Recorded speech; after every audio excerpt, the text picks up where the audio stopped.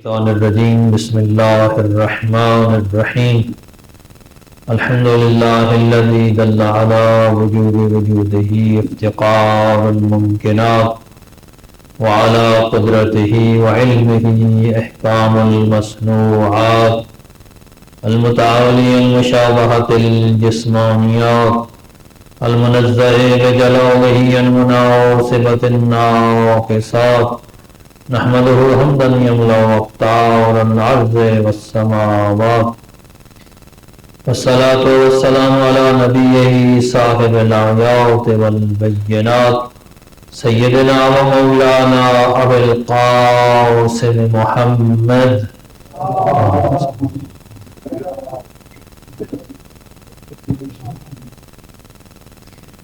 وعلى آله الهادين من الشبه والضلالات الذين أذهب الله عنهم الرجس وطهرهم تطهيرا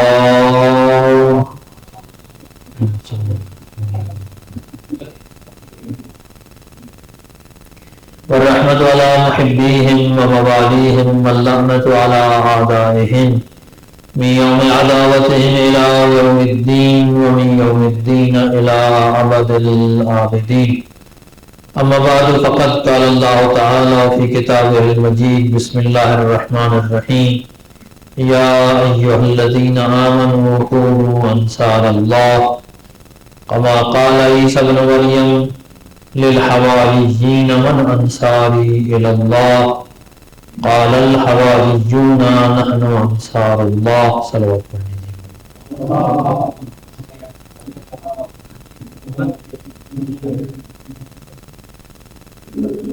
پروردگار عالم کی بارگاہ میں ایمان کی جو عظمت ہے اس کی برابری کوئی اور فضیلت نہیں کر سکتی بشرطے کہ یہ ایمان عمل صالح کے ہمراہ ہو۔ البتہ یہ ایمان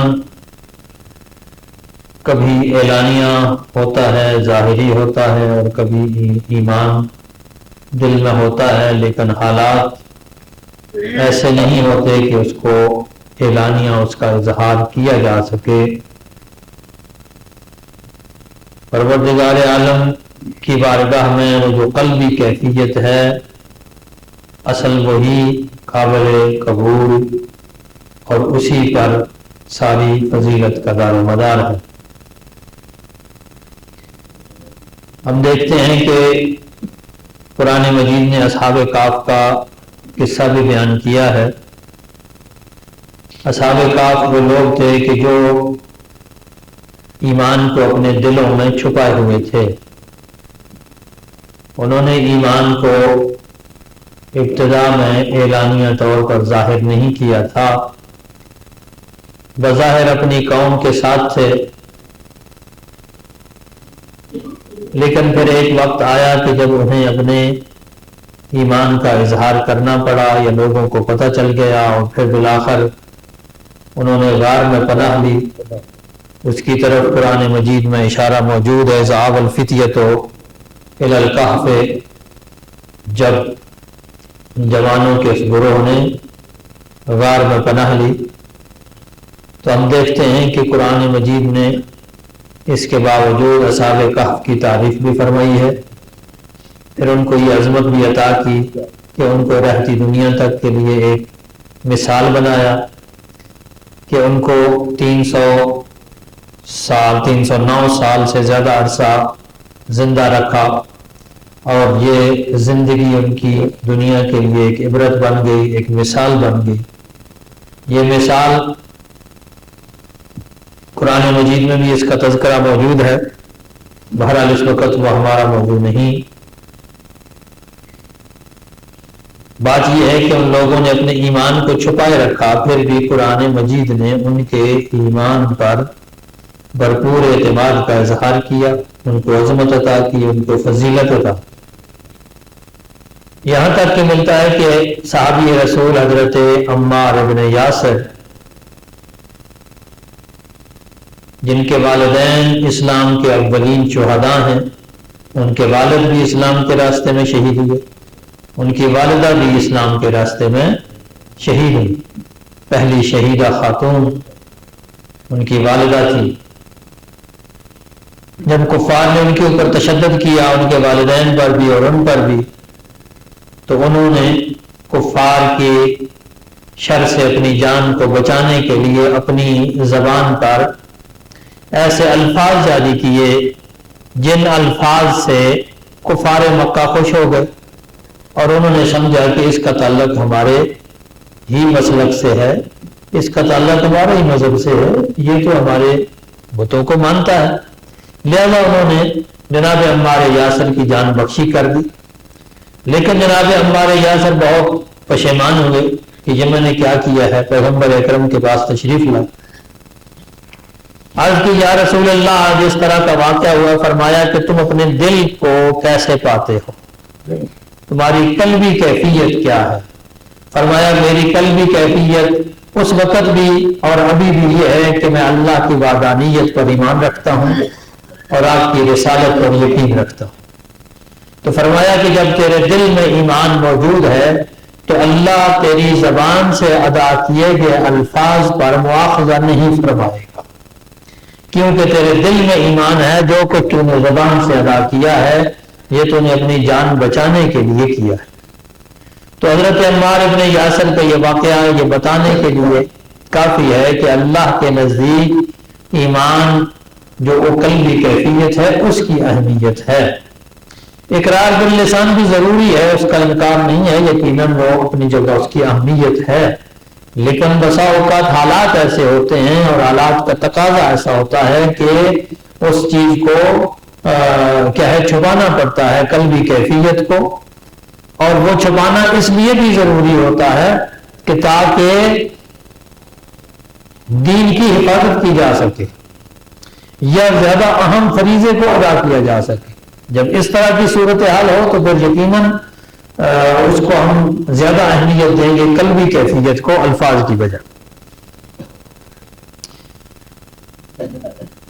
اسی طرح ہم دیکھتے ہیں کہ قرآن مجید نے حضرت موسیٰ کے داستان کے اندر یہ ذکر کیا ہے کہ جب حضرت موسیٰ واپس پہنچے تھے فرعون کے دربار میں، آپ نے فرعون کو اور اس کے درباریوں کو دعوت دی، وحدانیت کی اور شرک کو ترک کرنے کا مطالبہ کیا، تو اس وقت ان لوگوں نے ارادہ کیا کہ جناب موسیٰ کو نعوذ باللہ قتل کر دیا جائے۔ اس وقت فرعون کی قوم یا خاندان سے تعلق رکھنے والا ایک شخص وہاں پہ موجود تھا جو دربار میں بڑا اہم عہدہ بھی رکھتا تھا۔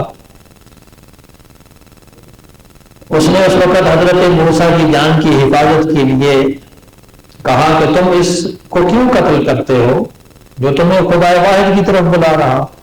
قال رجل مؤمن یکتم ایمانہ، اس مرد نے کہا جو اپنے ایمان کو دل میں چھپائے ہوئے تھا۔ گویا قرآن کی نظر میں دل کے اندر چھپایا ہوا ایمان بھی قابل قبول ہے، اور اسی لیے کہہ رہے ہیں کہ رجل مؤمن، اللہ نے اسے مومن کہا۔ مومن آل فرعون، اب وہ کون تھا کیا تھا یہ اس وقت ہمارا موضوع نہیں ہے، بات صرف یہ عرض کرنی ہے کہ وہ بھی تو اپنے ایمان کو چھپائے ہوئے تھا، اور پھر جب وقت آیا اللہ کے نبی کی جان پر بن گئی، اللہ کے نبی کی حفاظت کا مرحلہ آیا، تو پھر اسے اپنے ایمان کا اظہار کرنا پڑا۔ تو اس طریقے سے ہم دیکھتے ہیں کہ اللہ کے نزدیک کیا ہے، ایمان اس قلبی کیفیت کا نام ہے اور اس کی ہی اہمیت ہے، اور اس سے کے ساتھ ساتھ اس بات کی اہمیت ہے کہ کون ہے جو اللہ کے دین کی حفاظت کرتا ہے، اللہ کے نبی کا دفاع کرتا ہے۔ چنانچہ جو آیت میں نے پہلے پڑھی ہے آپ کے سامنے، سورہ صف کی آیت نمبر 14 ہے، یا ایھا الذین آمنوا کونوا انصار اللہ، اے ایمان والو اللہ کے مددگار بن جاؤ۔ کما قال عیسی ابن مریم للحواریین من انصاری الی اللہ، جیسے عیسیٰ ابن مریم نے حواریوں کو کہا تھا کہ کون ہے جو میرا مددگار بنے اللہ کے راستے میں۔ قال الحواریون نحن انصار اللہ، حواریوں نے کیا کہا؟ ہم اللہ کے مددگار ہیں۔ اب توجہ فرمائیے کہ اللہ مومنوں سے، اہل ایمان سے طلب کر رہا ہے کہ اللہ کے مددگار بن جاؤ۔ اب حقیقت میں دیکھا جائے تو اللہ کو تو مدد کی ضرورت نہیں، کیونکہ اللہ خالق کل ہے، وہ ہر چیز کا مالک ہے، ہر چیز پر اس کا تسلط ہے۔ جب ہر چیز کا خالق و مالک وہی ہے، ولی وہی ہے، تو اس کو کس کی مدد کی ضرورت ہے؟ پھر وہ کیوں طلب کر رہا ہے کونوا انصار اللہ، اللہ کے مددگار بن جاؤ؟ تو یہ مدد در واقع اللہ کے دین کی مدد ہے، اللہ کی مدد نہیں ہے۔ اور اللہ کی دین کی مدد اس سے بڑھ کر کیا ہو سکتی ہے کہ اللہ کے بھیجے ہوئے نبی کی مدد کی جائے، اللہ کے بھیجے ہوئے نبی کی حفاظت کی جائے، اس کا دفاع کیا جائے۔ اللہ کے نبی کے دفاع سے بڑھ کر اور کوئی مدد نہیں ہو سکتی۔ حضرت عیسیٰ نے بھی تو یہی کہا تھا نا، مثال دی ہے نا، اللہ نے تمثیل دی ہے یہاں پر کہ قال کما قال عیسیٰ ابن مریم من انصاری اللہ، جناب عیسیٰ ابن مریم نے کہا کون ہے جو میرا مددگار بنے اللہ کے راستے میں؟ قال الحواریون نحن انصار اللہ، ہم اللہ کے مددگار ہیں۔ تو اس کا مطلب کیا ہوا؟ حضرت عیسیٰ اپنی مدد طلب کر رہے ہیں اور حواریون کہہ رہے ہیں ہم اللہ کے مددگار ہیں۔ اس کا مطلب یہ ہے کہ نبی کی مدد کرنا، نبی کا دفاع کرنا، نبی کی حفاظت کرنا اللہ کی مدد ہے۔ اور جو نبی کی پھر حفاظت کرے گا پھر اللہ بھی اس کی مدد کرتا ہے۔ اسی آیت میں آگے چل کر کہا فَأَيَّدْنَا الَّذِينَ آمَنُوا، جو اہل ایمان ہیں پھر ہم نے ان کی مدد کی۔ تو اللہ محتاج مدد نہیں ہے، اللہ دیکھنا چاہتا ہے، آزمانا چاہتا ہے کہ کون ہے جو اللہ کے دین کی مدد کرتا ہے، اللہ کے دین کی نصرت کرتا ہے، اللہ کے بھیجے ہوئے انبیاء کی مدد اور نصرت کرتا ہے۔ تو جو اللہ کے بھیجے ہوئے انبیاء کی مدد اور نصرت کرے گا اس سے بڑھ کر اور پھر مومن ہو کون سکتا ہے؟ اس سے بڑا مومن دنیا میں اور کون ہو سکتا ہے جو اللہ کے نبی کی حفاظت کر رہا ہے، اللہ کے نبی کی مدد کر رہا ہے۔ چنانچہ جو آل فرعون میں سے شخص تھا کہ جس نے حضرت موسیٰ کی جان کی حفاظت کی تھی، ان کو قتل سے بچایا تھا، اللہ نے اسے رجل مومن کا خطاب دیا۔ اب اس بات کو دیکھتے ہوئے کہ اللہ اسے مومن کہہ رہا ہے، تو جس ہستی نے 8 سال کی عمر سے لے کر پیغمبر کی 8 سال کی عمر سے لے کر جب پیغمبر کا سن مبارک 50 سال تھا، ان 42 برسوں میں مسلسل پیغمبر کی حفاظت بھی کی ہو، پیغمبر کا دفاع بھی کیا ہو، پیغمبر کی مدد بھی کیا ہو پھر اس سے بڑھ کر مومن اور کون ہو سکتا؟ میری مراد جناب ابو طالب کی ذات گرامی ہے کہ لوگ کہتے ہیں کہ ابو طالب مومن نہیں، اگر ابو طالب مومن نہیں تو پھر اور مومن دنیا میں ہو کون سکتا؟ امام جعفر صادق علیہ السلام فرماتے ہیں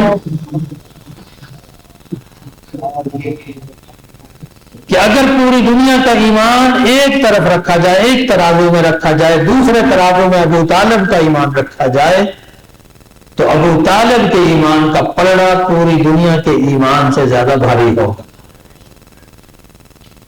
اب دیکھیے کہ اس رجل مومن نے تو ایک مرتبہ حضرت موسیٰ کا دفاع کیا تھا، ان کی حفاظت کی تھی، ان کو قتل سے بچایا تھا۔ ابو طالب تو مسلسل 42 سال ان کی مدد کرتے رہے، ان کی حفاظت کرتے رہے۔ شاہ ابی طالب میں اپنے بیٹوں کو ان کی جگہ پہ سلا دیتے تھے اور ان کو اٹھا کر اپنے بیٹوں کی جگہ پہ سلا دیتے تھے کہ اگر کہیں پر حملہ ہوتا ہے، کوئی خطرہ ہوتا ہے، کوئی قتل کرنے آتا ہے، میرے بیٹے قتل ہو جائیں لیکن محمد مصطفیٰ محفوظ ہے۔ تو محمد مصطفیٰ کا دفاع اس سے بڑھ کر اور کیا ہو سکتا ہے؟ اگر ایمان دل میں نہ ہو تو کون اپنے بیٹوں کو قربان کرنے کے لیے تیار ہوتا ہے؟ اس سے بڑھ کر اور ایمان کیا ہوتا ہے؟ انسان کو دنیا میں اگر کوئی چیز سب سے زیادہ پیاری ہوتی ہے تو وہ اپنی اولاد ہوتی ہے۔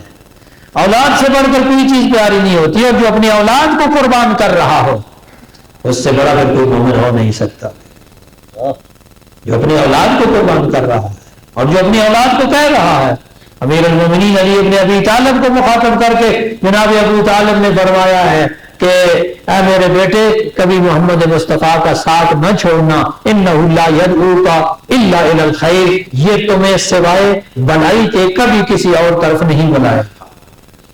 اور ایک مرتبہ جناب ابو طالب نے پیغمبر اکرم کو نماز پڑھتے ہوئے کعبہ میں دیکھا کہ ایک طرف علی ابن ابی طالب کھڑے ہیں، اس وقت جعفر ابن ابی طالب آپ کے ساتھ تھے بیٹے کو کہا جاؤ بیٹے، ایک طرف علی کھڑے ہیں دوسری طرف تم ان کے ساتھ جا کے کھڑے ہو۔ اگر انسان کے دل میں ایمان نہ ہو تو پھر کیسے انسان یہ قدم اٹھائے؟ لوگ آئے کفار مکہ کہ ہمارے پاس ایک نوجوان ہے، بڑا خوبصورت بھی ہے، بھرپور جوان ہے، ہم اس کو آپ کے حوالے کرتے ہیں۔ عمار بن ولید کی بات کر رہا، کہا کہ اس کو لے لو، محمد کو ہمارے حوالے کر دو، کیونکہ یہ ہمارے بتوں کو برا بھلا کہتا ہے۔ ٹھیک ہے، تو چونکہ عربوں میں بھی دستور تھا نا قصاص کا کہ جان کے بدلے جان، تو انہوں نے کہا ہم پہلے ہی ایک آپ کے حوالے کر دیتے ہیں، یہ آپ ہمیں دے دو۔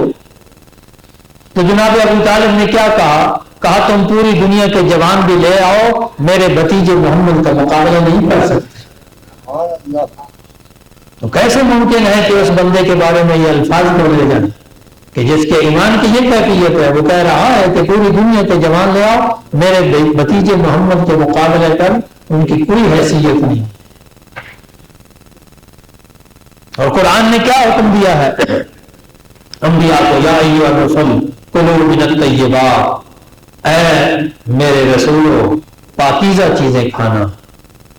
اور بخاری کے اندر یہ حدیث نقل ہوئی ہے کہ پیغمبر کی نبوت سے پہلے کا واقعہ ہے، ایک مقام پر مکہ سے باہر آپ گئے، کسی شخص نے آپ کی دعوت کی، کھانا رکھا تو کھانا وہاں پہ تھا، گوشت رکھا ہوا تھا، تو پیغمبر اکرم نے کہا کہ جو تم بتوں کے نام پر ذبح کرتے ہو میں اسے کھانے کے لیے تیار نہیں ہوں، تو مجھے بتایا جائے۔ پیغمبر ابو طالب کے گھر میں پلتے رہے، کبھی ایک مرتبہ ابو طالب نے کہا کہ ابو طالب کے گھر کا پکا ہوا کھانا میں نہیں کھاؤں گا۔ اگر محمد مصطفیٰ کو اس طرح کا کوئی شک و شبہ ہوتا، وہی حدیث انہوں نے بنا لی بخاری کے اندر، اس کا راوی بھی وہ ہے سعید بن مسیب کہ وہ جو آخری وقت تھا جناب ابو طالب کا، تو وہ آئے تھے پیغمبر، تو کہا کہ کیا آپ ایمان قبول کرتے ہو؟ کہا کہ نہیں، میں دین عبد المطلب پہ ہوں۔ تو پہلی بات تو یہ ہے کہ اس کا راوی جو ہے وہ خود سعید بن مسیب، وہ تو صحابی بھی نہیں ہے، وہ پیغمبر کی وصال کے بعد جا کے پیدا ہوا ہے، اور اس کا باپ مسیب جو اس کا راوی ہے وہ فتح مکہ کے بعد مسلمان ہوا ہے، وہ اس وقت مسلمان بھی نہیں تھا جب یہ جس واقعے کو وہ نقل کر رہا ہے، جب وہ مسلمان بھی نہیں تھا، اور اس کی وہاں پر موجودگی بھی ثابت نہیں ہے۔ تو ایسی روایت کو ایک طرف مان لیا جاتا ہے۔ میں حیران ہوتا ہوں کہ ایک طرف ایک بندے کی پوری زندگی ہے، پوری شخصیت ہے، اور ایک طرف ایک چھوٹی سی روایت ہے، پوری شخصیت کو، پوری زندگی کو، زندگی کے کردار کو نظر انداز کر کے ایک معمولی سی اس بھی ضعیف اور مدلس روایت کو قبول کر لیا جاتا ہے۔ وہ کہتے ہیں جی ابو طالب مومن نہیں تھا۔ اگر ابو طالب مومن نہیں تھا تو پھر اب محمد مصطفیٰ ان کے گھر میں اتنا عرصہ کیوں رہے؟ کیوں ان کے گھر کا کھانا کھاتے رہے؟ خود پیغمبر اکرم فرماتے ہیں کہ حضرت فاطمہ بنت اسد مجھے ایسے کھانا کھلاتی تھی جیسے ماں اپنے بیٹے کو کھلاتی ہے، وہ اپنے بیٹوں کو بعد میں کھلاتی تھی، پہلے مجھے کھلاتی تھی، اپنے ہاتھوں سے نوالے بنا بنا کے میرے منہ میں ڈالتے تھے۔ اگر یہ گھرانہ مسلمان نہیں ہے تو پھر کون مسلمان؟ تو پیغمبر کی مدد سے بڑھ کر اور ایمان کی دلیل کیا ہو سکتی ہے، اور ایمان کا ثبوت وہ کیا ہو سکتا ہے؟ جب اللہ کہہ رہا ہے اللہ کے مددگار بن جاؤ، تو اللہ کی مدد تو یہی تو ہے کہ پیغمبر کی مدد کی جائے، اللہ کی نصرت یہی تو ہے کہ پیغمبر کی نصرت کی جائے، اللہ کی مدد یہی تو ہے کہ پیغمبر کا ساتھ دیا جائے، اس کا دفاع کیا جائے۔ اور جناب ابو طالب نے ساری زندگی یہی تو کیا ہے۔ اچھا یہاں بھی دیکھیے، جناب عبد المطلب کے کہتے ہیں 10 بیٹے تھے، جناب محمد مصطفیٰ صلی اللہ علیہ وآلہ وسلم کے 9 چچا تھے، 9 چچا تھے آپ کے، تو ان 9 میں سے صرف ابو طالب ہی نشانہ کیوں ہے؟ توجہ ہے، صرف ابو طالب ہی نشانہ کیوں ہے؟ باقیوں کا تو کوئی تذکرہ ہی نہیں ہوتا۔ جناب حمزہ تو ایمان لے آئے تھے، شہید بھی ہوئے، اور ان کا تو خیر ایک مسلم ثبوت ہے بین الفریقین، اس میں تو کسی کو اعتراض نہیں ہے، چلے ان کو بھی نکال دیں، پیچھے 8 تو پھر بھی موجود ہے۔ ابو لہب جو ہے اس کا تذکرہ آ گیا قرآن مجید میں کہ وہ تو مسلم کافر مشرک، وہ بھی نکل گیا، پھر بھی 7 باقی ہیں، تو ان 7 میں سے بھی صرف ابو طالب کی نشانہ کیوں ہے؟ باقیوں کا تذکرہ کیوں نہیں ہوتا؟ کیا یہ اس بات کی ابو طالب کو سزا دی جا رہی ہے کہ ابو طالب نے محمد مصطفیٰ کو پالا ہے؟ اور پالا بھی کیسے ہے؟ جس کو خود خدا اپنی طرف نسبت دے رہا ہے، الم یجد کا یتیما فآوا، کیا ہم نے تجھے یتیم نہیں پایا تھا کہ تجھے پناہ دی؟ اللہ کہہ رہا ہے کہ میں نے تجھے پناہ دی، اور پناہ کس نے دی تھی؟ ابو طالب نے دی تھی۔ گویا ابو طالب کے فعل کو خدا اپنی طرف نسبت دے رہا ہے، تو جس کے فعل کو خدا اپنی طرف نسبت دے رہا ہے، آپ کو اس کے ایمان پہ شک ہے تو پھر ہمیں آپ کے ایمان پہ شک کرنا پڑے گا۔ جی، آپ کے ایمان پہ شک ہو سکتا ہے، ابو طالب کے ایمان پہ شک نہیں ہو سکتا، اس لیے کہ جس نے اپنی ساری زندگی یہی کیا ہو۔ ابو طالب، میں تو یہ کہتا ہوں کہ جناب ابو طالب تو وہ ہیں جو اعلان نبوت سے پہلے بھی جانتے اور مانتے تھے کہ یہ محمد مصطفیٰ اللہ کے نبی ہیں۔ خطبہ نکاح پڑھ لیجئے، خطبہ نکاح سیرت نبویہ میں زینی دہلان نے نقل کیا، اور بھی سارے جو سیرت نبوی لکھنے والے ہیں سب نے نقل کیا ہے، جناب ابو طالب نے خطبہ نکاح پڑھا، اور اس خطبہ نکاح میں آپ نے فرمایا الحمدللہ الذی جعلنا من نسل ابراہیم ومن ذریت اسماعیل، حمد اس خدا کی ہے کہ جس نے ہمیں ذریت ابراہیم اور نسل اسماعیل میں سے قرار دیا۔ ابھی اعلان اسلام نہیں ہوا اور ابو طالب اس وقت اللہ کی حمد فرما رہے ہیں۔ صرف یہی نہیں فرمایا کہ یہ میرا بھتیجا محمد ہے، اس میرے بھتیجے کے ساتھ آپ کسی کو بھی مبادلہ نہیں کر سکتے۔ لا یوزن بہ رجل الا رجح بہ، کوئی دنیا کا مرد اس کے ساتھ آپ موازنہ کرو گے، اس کے ساتھ ترازو کے دوسرے پلڑے میں رکھ لو، میرے بھتیجے کا وزن زیادہ ہوگا۔ پھر فرمایا واللہ لہو بعد ھذا نبأ عظیم وخطر جلیل، خدا کی قسم اٹھا کے کہہ رہے ہیں ابو طالب کہ ابھی تو تم لوگوں کو خبر ہی نہیں ہے، انشاءاللہ العزیز ایک عظیم خبر لے کر تمہارے پاس میرا یہ بھتیجا محمد آ رہا۔ وہ تو پہلے بتا رہے ہیں، خود فرماتے ہیں وَلَقَدْ أَنْبَأَنِي أَبِي عبد المطلب، میرے باپ عبد المطلب نے مجھے بتایا تھا کہ میرا یہ بھتیجا محمد مصطفیٰ اللہ کا بھیجا ہوا نبی ہے، اس پہ وہی ناموس نازل ہونے والی ہے جو ناموس حضرت موسیٰ اور حضرت عیسیٰ پہ نازل ہوئی تھی۔ تو اس کے ایمان پہ شک، ابھی تو لوگوں کو پتہ بھی نہیں تھا۔ ایک مرتبہ مکہ میں بہت عرصہ بارش نہیں ہوئی، قحط پڑا، تو لوگ پہلے تو اپنے اپنے بتوں سے التجا کرتے رہے وہ بارش ہو جائے، نہیں ہوئی۔ جب مایوس ہو گئے تو ان کو پتہ تھا کہ آخری گھرانہ کس کا ہے، پھر وہ آئے ہیں ابو طالب کے در پر، یعنی مشکل کشا کے باپ کے دروازے پر ہی آئے ہیں، اور آ کے کہا ابو طالب آپ دعا کیجئے، بارش نہیں ہو رہی۔ جناب ابو طالب نے کہا اچھا کل صبح دیکھیں گے انشاءاللہ، بارش کی دعا بھی کریں گے۔ صبح ہوئی تو کیا کیا جناب ابو طالب نے، مکہ کے قریش کی نظر منتظر ہیں، جناب ابو طالب اپنے بھتیجے محمد مصطفیٰ کو، ان کا بھی 9 یا 10 سال کا سن تھا، یہ اس ٹائم کا واقعہ ہے، تاریخ نے لکھا ہے، اپنے بھتیجے محمد مصطفیٰ کے ساتھ لے کر آتے ہیں، اپنے بھتیجے کی پشت کعبہ کی دیوار کے ساتھ لگائی اور کہا بھتیجے ہاتھ اٹھاؤ، پھر خود بھی ہاتھ اٹھائے اور کہا اے اللہ تجھے اس میرے بھتیجے کا واسطہ ہے، باران رحمت کو نازل فرما۔ عظمت سرکار ابو طالب علیہ السلام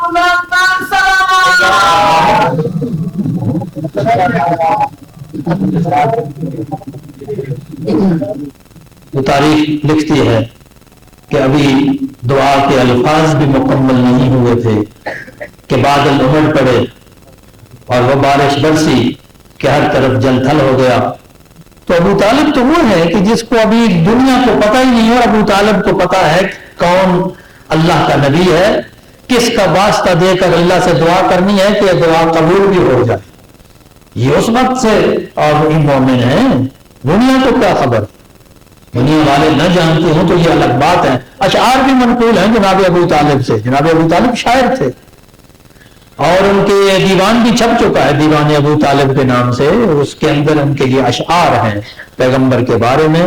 وَأَبْيَضٌ يُسْتَسْقَى الْغَمَامُ بِوَجْهِهِ سِمَالُ الْيَتَامَى عِصْمَةٌ لِلْأَرَامِلِ، فرمایا کہ یہ وہ روشن چہرہ ہے جس روشن چہرے کے ذریعے سے اللہ بارش نازل فرماتا ہے، جو تمام یتیموں کا مرکز اور مأویٰ ہے، بے پناہوں کی پناہ گاہ ہے، جس کی کوئی پناہ گاہ نہیں اس کی پناہ گاہ میرا بھتیجا محمد ہے۔ تو یہ تو پہلے سے اس طریقے کا فرمان فرما رہے ہیں کہ جب دنیا والوں کو بھی خبر نہیں ہے تو پھر دنیا والے نہیں معلوم کہ کون سی دشمنی یہ نکالنا چاہ رہے تھے کہ اس طرح کی باتیں جناب ابو طالب کی شخصیت کے بارے میں گھڑ دی۔ ورنہ ابو طالب وہ شخصیت ہے کہ جس کے ایمان کے برابر دنیا کا کسی شخص کا ایمان نہیں ہو سکتا۔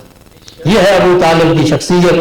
پھر بھی اگر کسی کو شک و شبہ ہو تاریخ سامنے پڑھ لے، اٹھا لو، پڑھو، مطالعہ کریں، دیکھیں کہ جناب ابو طالب کی شخصیت کس قدر عظیم ہے۔ اب دیکھیے کہ حضرت ابراہیم نے جب مکہ میں کعبہ تعمیر کیا تو کیا دعا مانگی تھی؟ رب اجعلنی مقیم الصلاۃ ومن ذریتی، اے اللہ مجھے نماز کا پابند بنا، قائم کرنے والا بنا، ومن ذریتی، اور میری ذریت میں سے بھی۔ تو یہ کیسے ممکن ہے اللہ کا نبی دعا مانگے اور اللہ کا بولنا کرے؟ یقیناً اللہ کے نبی کی دعا تو قبول ہوتی ہے نا۔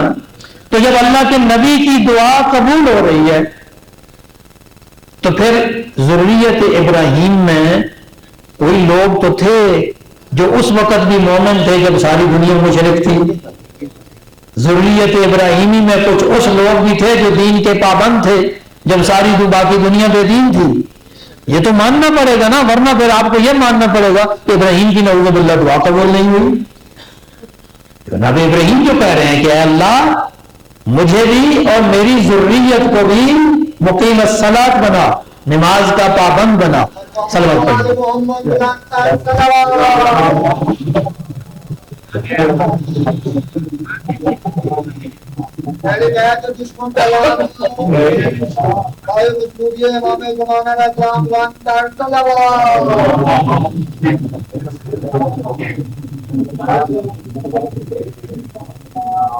جناب ابو طالب کی ایمان کے بارے میں آخری دو باتیں کرتا چلوں، وقت مختصر ہے۔ شاب ابی طالب میں جب حضرت محمد مصطفیٰ اور بنو ہاشم اور سارے مسلمان وہاں پہ شاب ابی طالب میں محدود تھے، وہاں پہ ان کا معاشی بائیکاٹ کیا گیا، سماجی بائیکاٹ کیا گیا، تو شاب ابی طالب میں جناب ابو طالب کا وہ بھی تو ٹھکانا تھا۔ اس وقت بھی پناہ کس نے دی تھی تمام مسلمانوں کو؟ ابو طالب نے دی تھی۔ اچھا یہ الگ بات، لیکن میں یہ کہنا چاہتا ہوں جب یہ آخری اس کے واقعات انہوں نے کیا کیا تھا؟ ایک معاہدہ لکھا تھا اور معاہدہ لکھ کے کعبے کی دیوار کے ساتھ لٹکا دیا تھا۔ اس پہ کعبے کے جتنے وہ مکہ کے جتنے بڑے بڑے سردار تھے ان کے دستخط تھے، بھائی ہم جو ہے محمد مصطفیٰ اور ان کے پیروکاروں کو بائیکاٹ کریں گے۔ تو اللہ کا کرنا یہ ہوا، معجزہ یہ ہوا کہ اس معاہدہ نامے کو دیمک کھا گئی، سوائے اللہ کے نام کے باقی سارا کا سارا دیمک کی خوراک بن گیا۔ اس وقت اللہ کے نبی نے اپنے چچا ابو طالب کو بلا کر کہا تھا کہ اے چچا جان جا کے ان کو بتا دو کہ جو معاہدہ تم لکھ کے کعبے پہ لٹکا کے بڑے فخر سے پھر رہے ہو وہ تو معاہدہ ہی اللہ کے حکم سے کھایا جا چکا ہے، وہ معاہدہ ختم ہو چکا ہے۔ جناب ابو طالب نے، توجہ ہے نا، یہ بات توجہ سے سننی ہے اس بات کو، کہ جناب ابو طالب نے جا کے کعبے میں دیکھا نہیں ہے، چیک نہیں کیا بھئی یہ بات صحیح ہے یا غلط ہے۔ کوئی اور ہوتے تو پہلے چیک کرتے وہ پتہ نہیں صحیح بات ہے یا غلط بات ہے، لیکن جناب ابو طالب نے وہیں سے کفار کے سرداروں کو بلا کر کہا جا کے خود دیکھ لو، میرے بھتیجے نے خبر دی ہے اور یقیناً سچی خبر دی ہے، جا کے دیکھ لو کہ وہ معاہدہ نامہ سارا دیمک کی خوراک بن چکا ہے۔ اس سے بڑھ کر ایمان کی دلیل اور کیا ہوگی؟ یعنی ابو طالب کو یقین تھا نا اپنے بھتیجے محمد پہ، تو اس یقین کی بنا پر ہی تو کہا تھا، جا کے آنکھوں سے نہیں دیکھا۔ ایمان غیب پر یقین رکھنے کو ہی کہتے ہیں۔ جب محمد نے بتا دیا تو ابو طالب نے کہا کہ یہ سچ ہو۔ اور آخر میں یہ بھی بات کرتا چلوں کہ جناب ابو طالب نے اعلان بھی کیا ہے، اپنے ایمان کا اظہار بھی کیا ہے۔ جب آپ کی وفات ہو رہی تھی تو آپ نے تمام بنی ہاشم کو اکٹھا کیا، اکٹھا کر کے جو وصیت فرمائی وہ وصیت بھی کبھی پڑھی ہے، وہ ساری تاریخ کی کتابوں میں محفوظ ہے۔ اس وصیت کے اندر یہ الفاظ ہیں جناب ابو طالب کے کہ میں تو دنیا سے جا رہا ہوں لیکن تم لوگوں کا یہ کام ہے کہ تم کبھی بھی محمد مصطفیٰ کا دامن نہیں چھوڑنا. جب تک تم محمد مصطفیٰ کے دامن سے